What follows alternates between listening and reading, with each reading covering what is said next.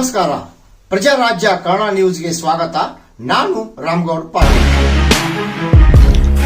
Hukkeri police ಠಾಣೆ ಪೊಲೀಸರಿಂದ ಹುಕ್ಕೇರಿ ಶ್ರೀ ಲಕ್ಷ್ಮೀ ದ್ಯಾಮವ್ವ ದೇವಿ ಜಾತ್ರೆಯ ಅಂಗವಾಗಿ ಉಪ ವಿಭಾಗಾಧಿಕಾರಿ ಶ್ರವಣ್ ಕುಮಾರ್ ನಾಯಕ್ ಹಾಗೂ ಗೋಕಾಕ್ ಡಿವೈಎಸ್ಪಿ ರವಿ ಡಿ ನಾಯಕ್ ಅವರ ನೇತೃತ್ವದಲ್ಲಿ ಹಾಗೂ ಸ್ಥಳೀಯ ಹಿಂದೂ ಹಾಗೂ ಮುಸ್ಲಿಂ ಮುಖಂಡರ ಹಾಗೂ ಅಧಿಕಾರಿಗಳ ಸಮ್ಮುಖದಲ್ಲಿ ಇಂದು ಶಾಂತಿ ಪಾಲನಾ ಸಭೆ ಹಮ್ಮಿಕೊಳ್ಳಲಾಗಿತ್ತು. ಡಿವೈಎಸ್ಪಿ ರವಿ ನಾಯಕ್ ಹಾಗೂ ಉಪವಿಭಾಗಾಧಿಕಾರಿ ಶ್ರವಣ್ ನಾಯಕ್ ನೇತೃತ್ವದಲ್ಲಿ ಹಿಂದೂ ಮುಸ್ಲಿಂ ಮುಖಂಡರ ಸಭೆ. 3 ವರ್ಷಕ್ಕೊಮ್ಮೆ ಜರುಗುವ ಹುಕ್ಕೇರಿ ಶ್ರೀ ಲಕ್ಷ್ಮೀ ದ್ಯಾಮವ್ವ ದೇವಿ ಜಾತ್ರೆ ಮೂಲಭೂತ ಸೌಕರ್ಯಕ್ಕೆ ಸಾರ್ವಜನಿಕರ ಪಟ್ಟು.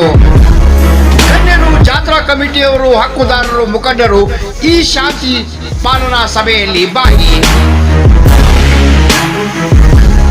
ಭಾವೈಕ್ಯತೆಯ ಈ ಜಾತ್ರೆಯ ಪೂರ್ವಭಾವಿ ಶಾಂತಿ ಸಭೆಯಲ್ಲಿ ಹುಕ್ಕೇರಿ ಪೊಲೀಸ್ ಠಾಣೆ ಪೊಲೀಸ್ ಇನ್ಸ್ಪೆಕ್ಟರ್ ಮಹಾಂತೇಶ್ ಬಸಾಪುರ್ ಹಾಗೂ ಗಣ್ಯರು ಭಾಗಿ. ನೀವು ಹೂ ಅಂತೀರಿ, ಈಗ ಅದು ಏನು ಮಾಡಿರಂಗಿಲ್ಲ, ಅದಕ್ಕೆ ಹಂಗೆ ಆಗಬಾರ್ದ್ರಿ. ಜಾತ್ರೆ ಬಂದು ಭಾಳ ಬರೋದು, ಅದ್ರ ಸಲುವಾಗಿ ದಯವಿಟ್ಟು ನೀವು ಕೈ ಮುಗಿತೇವೆ. ಅವ್ರು ಏನು ಹೇಳ್ತಾರೆ ಆ ಪ್ರಕಾರ ನೀವು ಚಲೋ ಆಗಿ ಮಾಡುತ್ತೇವೆ. ಇದೇ ವೇಳೆ ಸ್ಥಳೀಯರು ಹಾಗೂ ಗಣ್ಯರು, ಸಾರ್ವಜನಿಕರು ಮಾತನಾಡಿ ಹುಕ್ಕೇರಿ ಪುರಸಭೆ ಅಧಿಕಾರಿಗಳಿಗೆ ಶೌಚಾಲಯ, ನೀರು, ದೀಪ ಹಾಗೂ ಸ್ವಚ್ಛತೆ ಬಗ್ಗೆ ಕ್ರಮ ಕೈಗೊಳ್ಳುವಂತೆ ಇದೇ ವೇಳೆ ಮನವಿ ಮಾಡಿದರು.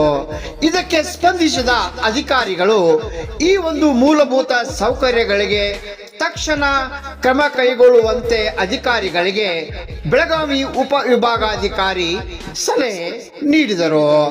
ಈ ಸಂದರ್ಭದಲ್ಲಿ ಅಧ್ಯಕ್ಷ ಬಾಪು ಸಾಹೇಬ್ ನಾಯ್ಕ್, ಕಾರ್ಯದರ್ಶಿ ಜಯಗೌಡ ಪಾಟೀಲ್, ಉಪ ವಿಭಾಗಾಧಿಕಾರಿ ಶ್ರವಣ್ ಕುಮಾರ್ ನಾಯಕ್ ಹಾಗೂ ಡಿವೈಎಸ್ಪಿ ರವಿ ಡಿ ನಾಯಕ್, ತಹಸೀಲ್ದಾರ್ ಬಲರಾಮ್ ಕಟ್ಟಿಮನಿ ಹಾಗೂ ಸಿಪಿಐ ಮಹಾಂತೇಶ್ ಬಸಾಪುರ್, ಸ್ಥಳೀಯ ಹಿಂದೂ ಹಾಗೂ ಮುಸ್ಲಿಂ ಮುಖಂಡರು, ಸ್ಥಳೀಯ ಸಾರ್ವಜನಿಕರು ಈ ಒಂದು ಶಾಂತಿ ಪಾಲನಾ ಸಭೆಯಲ್ಲಿ ಪಾಲ್ಗೊಂಡಿದ್ದರು. ಈ ಸಂದರ್ಭದಲ್ಲಿ ಮಾಜಿ ಸಚಿವ ಶಶಿಕಾಂತ್ ನಾಯ್ಕ್ ಕೂಡ ಭಾಗವಹಿಸಿದ್ದರು. ರಾಮಗೌಡ ಪಾಟೀಲ್, ಪ್ರಜಾರಾಜ್ಯ ಕನ್ನಡ ನ್ಯೂಸ್, ಹುಕ್ಕೇರಿ. ಎಲ್ಲ ಕಮಿಟಿ ಎಲ್ಲರೂ ಫಂಕ್ಷನ್ ಮಾಡ್ತಾರೆ, ಎಲ್ಲ ಒಳ್ಳೆ ರೀತಿಯಿಂದ ಮಾಡ್ತಾರೆ. ಅದು ಒಂದು ನಂಬಿಕೆ ಐತಿ ನಮಗದ. ಸರ್ ಲಾಸ್ಟ್ ಯಾವುದೋ ಒಂದು ನಮ್ಮ ಹುಕ್ಕೇರಿ ಫಂಕ್ಷನ್ ಮಾಡಿದ್ರು ಸರ್, ಯಾವುದೋ ಒಂದು ಇಶ್ಯೂ ಇಲ್ಲ, ಅವರೇ ಬಗೆಹರಿಸ್ತಾರೆ ಸರ್. ಅದೊಂದು ವಿಷಯ ಸರ್, ಅವ್ರು ನಾವು ಒಂದು ಚಪ್ಪಾಳೆ ಮಾಡ್ಬೇಕಾಗ್ತದೆ ನಮ್ಮ ಹುಕ್ಕೇರಿ. ಇಲ್ಲಿವರೆಗೆ ಯಾವುದೇ ಒಂದು ಫಂಕ್ಷನ್ ಅವರು ಎಲ್ಲ ಒಳ್ಳೆ ರೀತಿಯಿಂದ ಮಾಡಿದ್ದಾರೆ ಸರ್. ಅವ್ರಿಗೆ ನಮ್ಮ ಸ್ವಾಗತ ಬಯಸ್ತೀವಿ ಸರ್. ಅದೇ ಪ್ರಕಾರ ನಾವು ಜಾತ್ರೆ ಬಗ್ಗೆ ಒಂದು ಹೇಳ್ಬೇಕಂದ್ರೆ, ನಾವು ಎಲ್ಲ ಆಗಲೇ ಕಮಿಟಿ ಬಂದಿದ್ದು ಎಲ್ಲ ಅಡ್ಡಾಡಿ ನೋಡಿದಾಗ ನಾವು ಊರಲ್ಲಿ ಎಲ್ಲ CC camera almost 60-70 CC camera ಹಾಕಿದ್ವಿ. ನಾವೀಗ ಎಲ್ಲ ನಮ್ಮ ದೇವಿ ಎಲ್ಲಿ ಅಡ್ಡಾಡ್ತೈತಿ, ರಥ ಎಲ್ಲಿ ಅಡ್ಡಾಡ್ತೈತಿ, ಗಲ್ಲಿಗೆ ನಾವು ಏನು ಮಾಡಿದ್ವಿ, ಎಸ್ಪೆಷಲಿ ನಾವು ಪೊಲೀಸ್ ವತಿಯಿಂದ CC ಕ್ಯಾಮ್ರಾ ಹಾಕಿದ್ವಿ. ಒಂದು ಆಲ್ಮೋಸ್ಟ್ ಈಗ ನಮ್ಮಲ್ಲಿ 200-300 ಸಿಬ್ಬಂದಿ ಸಿಬ್ಬಂದಿ ಬರ್ತಾರೆ, ಆಫೀಸರ್ಸ್ ಬರ್ತಾರೆ. ನಮ್ಗೆ ಆಲ್ಮೋಸ್ಟ್ ನಮ್ಮ ಜಾತ್ರೆ ಸ್ವತಂತ್ರ ನಡೆಸಬೇಕು. ನಮ್ಮ ಪೊಲೀಸ್ ವತಿಯಿಂದ ಎಲ್ಲ ವ್ಯವಸ್ಥೆ ಮಾಡ್ಕೊಂಡು ನೀವು ಮೇನ್ ಇರೋದು ನಮ್ಮ ಮುಖಂಡರು ಎಲ್ಲ ಸಣ್ಣ ಪುಟ್ಟ ನೀವು ಎಲ್ಲ ಬಗೆಹರಿಸಿದ್ರೆ ನೀವು ಮಾಡಲೇಬೇಕಾಗ್ತದೆ. ಮಾಡ್ತಾರೆ, ನನಗೆ ವಿಶ್ವಾಸ ಐತಿ. ಇದು ಮುಂದೆ ಮುಖ್ಯದಲ್ಲ ನಮ್ಮ ASP ಸರ್ ಮಾತಾಡ್ತಾರೆ ಒಂದು 2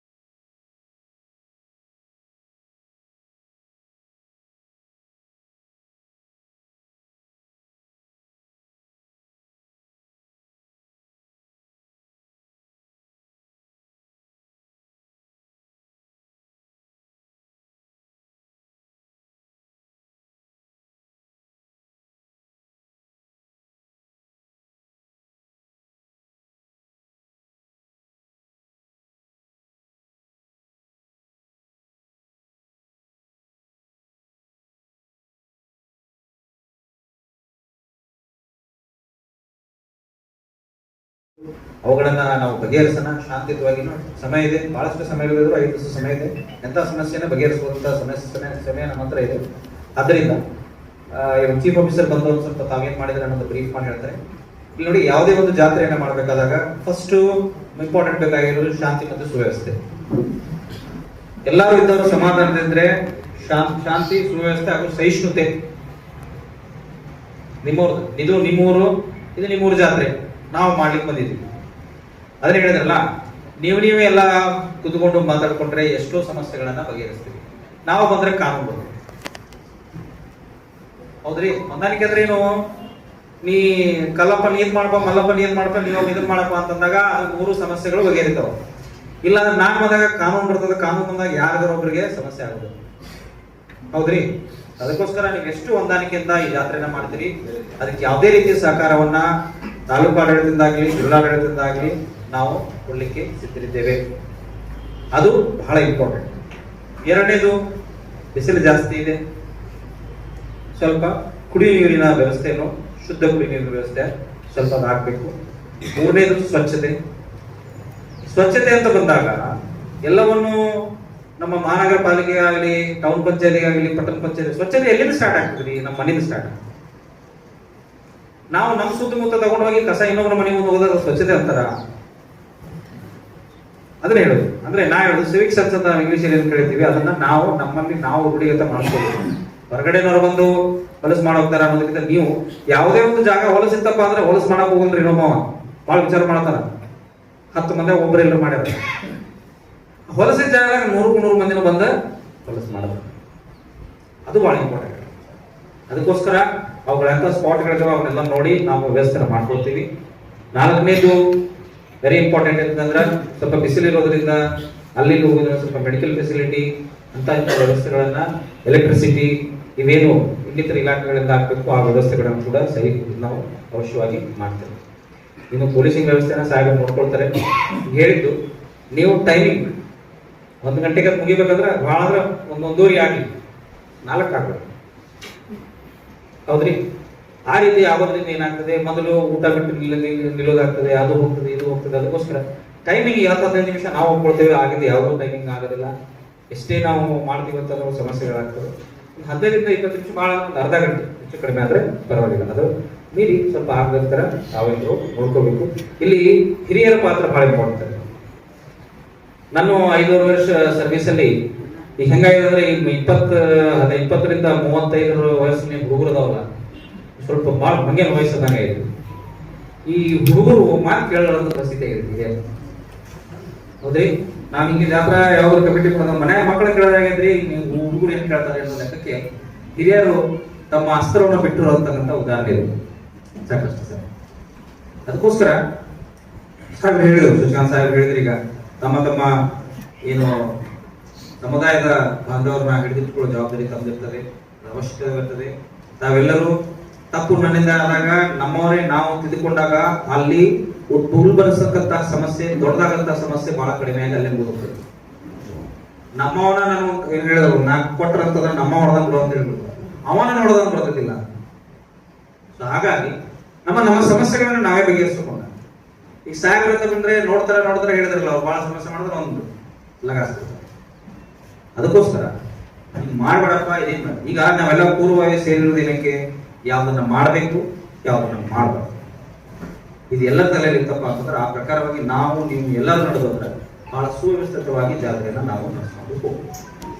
ಅದಕ್ಕೋಸ್ಕರ ನಾನು ನಮ್ಮಲ್ಲಿ ಕಳಕಳಿಯ ವಿನಂತಿ ಏನ್ ಮಾಡ್ಬೋದು ಅಂತಂದ್ರೆ, ತಮ್ಮ ಸಮಸ್ಯೆಗಳು ಜಾತ್ರೆಗೆ ಸೀಮಿತವಾಗಿ ಯಾವುದೇ ಇದ್ರೂ ಸಹಿತ ತಾವು ಹೇಳ್ಬೋದು. ಅದಕ್ಕಿಂತ ಮುಂಚೆ ನಮ್ಮ ಚೀಫ್ ಆಫೀಸರ್ ಹೇಳ್ತಾರೆ, ಅದ್ರಲ್ಲಿ ಯಾವ್ದು ಜೆನ್ಯೂನ್ ಪಾಯಿಂಟ್ ಇತ್ತಂದ್ರೆ, ಯಾಕಂದ್ರೆ ಅಲ್ಲಿ ಒಳಗಡೆ ಇರ್ತದೆ ನನ್ಗೆ ಗೊತ್ತಿಲ್ಲ, ನಾವು ಅಷ್ಟೇ ಆಗುತ್ತೆ. ಅಧಿಕಾರಿ ಇರ್ಬೋದು, ನಾವು ಹೊರಗೆ ನಿಮ್ಮ ಸಮಸ್ಯೆ, ನಿಮ್ಮ ಜಾತ್ರೆ, ನಿಮ್ಮ ಏನಿದೆ ಅನ್ನೋದನ್ನ ನಾವು ನಮ್ಗೆ ಹೇಳಿದ್ರೆ ಅವಶ್ಯವಾಗಿ ನಾವು ಬಗೆಹರಿಸಿ ಕೊಡ್ತೇವೆ. ಅರ್ಥ ಆಯ್ತು? ಸೊ ಅದಕ್ಕೋಸ್ಕರ ಈ ಸತ್ನಾರಾಯಣ ಬಂದು ಹೇಳಿ ಏನೇನು ಈ ವ್ಯವಸ್ಥೆನ ಮಾಡ್ಕೊಂಡಿದ್ರಿ ಮಾಡ್ಕೊತಾ ಬಂದಿರುತ್ತೇವೆ. ಈ ವರ್ಷ ಆದ್ರೂ ನಾವು ಎಲ್ಲ ಹಿಂದೂ ಮುಸ್ಲಿಂ ಕೂಡಿ ಈ ಜಾತ್ರೆಗಳನ್ನ ನಿಲ್ಲುವುದಕ್ಕೆ ಏನೋ ಒಂದು ತೊಂದರೆ ಆದರೆ ನಮ್ಮ ನಮ್ಮೊಳಗೆ ಮುಗಿಸೋದು ನಾವು ನೋಡೋದು. ಎಲ್ಲರ ಅವ್ರ ಸಹಾಯ ಪೊಲೀಸ್ ಅವ್ರಿಗೆ ತೊಂದರೆಯನ್ನು ಕೊಡುವುದು ಬಯಸುವುದಿಲ್ಲ. ನಾವು ಎಲ್ಲ ಕಡೆ ಕೂಡಿ ಅಲ್ಲಿಗೆ ಬಗೆಹರಿಸೋದು, ಏನೂ ಸ್ವಲ್ಪ ತೊಂದರೆ ಆಗ. ಮತ್ತೊಂದು ಅಂದರೆ ನಮ್ಮ ಈಗ ರಂಜಾನ್ ಹಬ್ಬದ ತಿಂಗಳಿರುತ್ತದೆ. ಆ ದಿವಸ ಮತ್ತೆ ಬಂತು ಇಲ್ಲಿಂದ ದೇವಿ ಗುರುವಾರ ದಿವಸ 3 ಗಂಟೆ 4 ಗಂಟೆಗೆ ವಿಸರ್ಜನೆ ಆಗ್ತದೆ ಈ ಪೇಟೆಗೆ. ಅಲ್ಲಿ ಮರ್ಕಸ್ ಬಂದು ನಮ್ಗೆ ಒಂದು ಅರ್ಧ ತಾಸು 15 ನಿಮಿಷ ಟೈಮ್ ಬೇಕು. ಓಣಿ ಒಳಗೆ ಬಂದ್ರೆ ನಾವು ರೋಜಾ ಬಿಡ್ತೀವಿ. ರೋಜಾ ಬಿಟ್ಟ ತಕ್ಷಣ ಒಂದು 15 ನಿಮಿಷ ಅಲ್ಲೇ ಟೈಮ್ ಹಿಂದಿದ್ರೆ ಅಲ್ಲೇ ಸ್ವಲ್ಪ ನಿಲ್ಲಿಸ್ಬೋದು, ಇದಕ್ಕೆ ಮುಂದೆ ಹೋದ್ರೆ ಅಲ್ಲೇ ಬಂದು ಅಷ್ಟೊಳಗೆ 15-20 ನಿಮಿಷ ಟೈಮ್ ಮಾಡಿಕೊಡ್ಬೇಕು, ಅನುಕೂಲ ಮಾಡಿಕೊಡ್ಬೇಕು. ಇಷ್ಟು ಬಗ್ಗೆ ನಾನು ಹೇಳಿಕೆ ನಾನು ಮನೆ ಹೇಳಬೇಕು. ಬದ್ದಲ್ಲಿ ಎಲ್ಲ ಚರ್ಚೆ ಆಯಿತು. ಹಾನ್ರಿ. ಆದರೆ ಬಸ್ಸಿನ ಬದ್ದಲ್ಲಿ ಸ್ವಲ್ಪ ಚರ್ಚೆ ಆಗಬೇಕು. ಯಾಕಂದರೆ ಚಿಕ್ಕೋಡಿ ಮತ್ತು ಗೋಕಾಕ್ ಮತ್ತು ಸಂಕೇಶ್ವರ ಬೆಳಗಾವಿ ಈ ಟೈಪ್ ಬಸ್ಸುಗಳು ಸತತ ಇಡಬೇಕಂತೇಳಿ ನಮ್ಮದು ವಿನಂತಿ ಐತ್ರಿ. ಯಾಕಂದ್ರೆ ಜನ ಭಾಳ ಆಗೋದ್ರಿಂದ ಅದನ್ನು ಕಂಟ್ರೋಲ್ ಮಾಡಬೇಕಾದ್ರೆ ಬಸ್ಸಿನ ಸೌಕರ್ಯ ಹೆಚ್ಚಿನ ಆದ್ಯತೆ ಕೊಡ್ಬೇಕಂತ ನಮ್ಮ ವಿನಂತಿ ಐತಿ.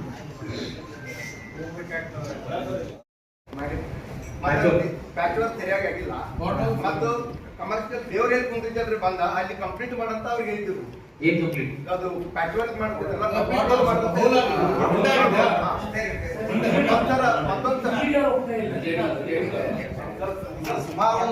ಸಾಯಂಕಾಲ 6 ಗಂಟೆಗೆ ಲಕ್ಷ್ಮೀ ದೇವಸ್ಥಾನದಲ್ಲಿ ನಾವು ಕಾಯಿರುವಂತ ಪದ್ಧತಿ ಪ್ರಕಾರ ಕಾಯಿಯನ್ನು ಇಡ್ತೀವಿ.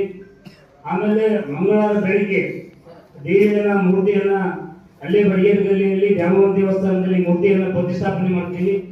ರಾತ್ರಿ 9 ಗಂಟೆಗೆ ಸಾಯಂಕಾಲ 8 ಗಂಟೆಗೆ ನಾವು ಬೇಕಾದ ಓಣಿಯಿಂದ ಸೀರೆಯನ್ನು ತೆಗೆದುಕೊಂಡು ಸೀರೆಯನ್ನ ಉಡಿಸಿ 9 ಗಂಟೆಗೆ ದೇವಿಯನ್ನ ಕರ್ನಾಟಕದ ಮುಖಾಂತರ ದೇವಿಯನ್ನ ನಾವು ದ್ಯಾಮವ್ವನ ಗುಡಿಯಿಂದ ಎಬ್ಬಿಸಿ ನಾವು ಹುಕ್ಕೇರಿಯಲ್ಲಿ ನಿರ್ಧಾರಿತವಾದಂಥ 14 ಜನ ಹಕ್ಕುದಾರರ ಮನೆಗೆ 3 ಗಂಟೆಗಳ ಕಾಲ ಅವಧಿಯನ್ನು ಹಾಕೊಂಡು 3 ಗಂಟೆಗಳ ಕಾಲ ಕೋಟೆ ಭಾಗದಲ್ಲಿ, 3 ಗಂಟೆಗಳ ಕಾಲ ಪೇಟೆ ಭಾಗದಲ್ಲಿ, ಆಮೇಲೆ ಇನ್ನುಳಿದ ಈ ಕಡೆ 8 ಜನ ಹಕ್ಕುದಾರರು ಹಳ್ಳಿಕೆರೆಯಲ್ಲಿ ಬರೋದ್ರಿಂದ 1 ತಾಸು ಹೆಚ್ಚು ಕಡಿಮೆ ಆಗುವ 7 ರಿಂದ 7 ಒಳಗಾಗಿ ಅದರ ತುರ್ಮಂದಿಯಲ್ಲಿ ದೇವಿಯನ್ನು ಕೂರಿಸಿಕೊಂಡು ಮುಂದೆ ಜಾತ್ರೆಯ ಜಾಗೃತಿಗಳ ಸಹಿತ ನಾವೆಲ್ಲ ಸಾಧನೆಗೊಳಿಸಿದ್ದೀವಿ ಸರ್. ತಮ್ಮ ಕಡೆ ಕೋಳಿನ ಮಾರಕ ಸಹಿತ ತಮ್ಮ ಡಿಪಾರ್ಟ್ಮೆಂಟ್ ಮುಂದೆ ನಾವು ಕಂದಾಯ ಇಲಾಖೆ ಇರ್ಬೋದು ಅಥವಾ ಪೊಲೀಸ್ ಇಲಾಖೆಯು ಸಹಿತ ಎಲ್ಲ ವಿತ್ ಡಯಾಗ್ರಾಮ್ ಕೋಣದ ಮಾರ್ಗ ಅಥವಾ ರಥದ ಮಾರ್ಗ ಮತ್ತು ದೇವಿ ಹೊನ್ನಾಟದ ಮಾರ್ಗ ಎಲ್ಲ ಸವಿಸ್ತಾರವಾದಂಥ ವರದಿಯನ್ನು ಸಹಿತ ತಮ್ಮನ್ನು ನಾವು ಇಟ್ಟಿದ್ದೀವಿ ಸರ್. ಯಾವ ರೀತಿಯ ತೊಂದರೆ ಆಗಬಾರ್ದು ಅಂತೇಳಿ ನಾವು ನಮ್ಮದೇ ಆದಂಥ ಒಂದು ಹೆಲ್ಪ್ಲೈನ್ ಜಾತ್ರಾ ಕಮಿಟಿ ಆಫೀಸಲ್ಲಿ 24 ತಾಸಲ್ಲಿ ಮಾಹಿತಿ ಮುಖಾಂತರ ಮಾತನಾಡುವಂಥ 4 ಜನ ಹಕ್ಕುದಾರರು 5 ಜನ ಪಂಚರು ಅಲ್ಲೇ ಕೂತ್ಕೊಂಡು ಜಾತ್ರೆ ಕಂಟ್ರೋಲ್ ಮಾಡ್ಕೊಳ್ಳೋ ದೃಷ್ಟಿಯಿಂದ ನಾವು ಹರಣ್ಯದಾಗಿ ನಾವು ಇದ್ದೀವಿ ಸರ್. ಓಣಿಗೆ ಒಬ್ಬ ಹಕ್ಕುದಾರರಿಗೆ 10 ಜನ ಒಬ್ಬ ಸ್ವಯಂ ಸೇವಕರನ್ನ ಅದನ್ನು ನೇಮಕ ಮಾಡಿದ್ವಿ ಸರ್. ಆ ನೇಮಕ ಮಾಡ್ಕೊಂಡಿದ್ದೀವಿ. ಅದನ್ನ ದೇವಿಯನ್ನ ನಮ್ಮ ಓಣಿಗೆ ಹೋದಾಗ ವ್ಯವಸ್ಥೆಗೆ ಓಣಿ ಅಂದ್ರೆ ಇದು ಸಾರ್ವಜನಿಕವಾಗಿ ಜಾತ್ರೆ ಇರೋದ್ರಿಂದ ಅನೇಕ ನಮ್ಮ ರಿಲೇಷನ್ ಅವರು, ಬೇರೆ ಊರವರು, ಜಾತ್ರೆ ನೋಡೋರು ಅನೇಕರು ಹೊನ್ನಾಟಕ್ಕೆ ಆಡಿಸೋಕ್ಕೆ ಬಂದಿರ್ತಾರೆ ಸರ್. ಆ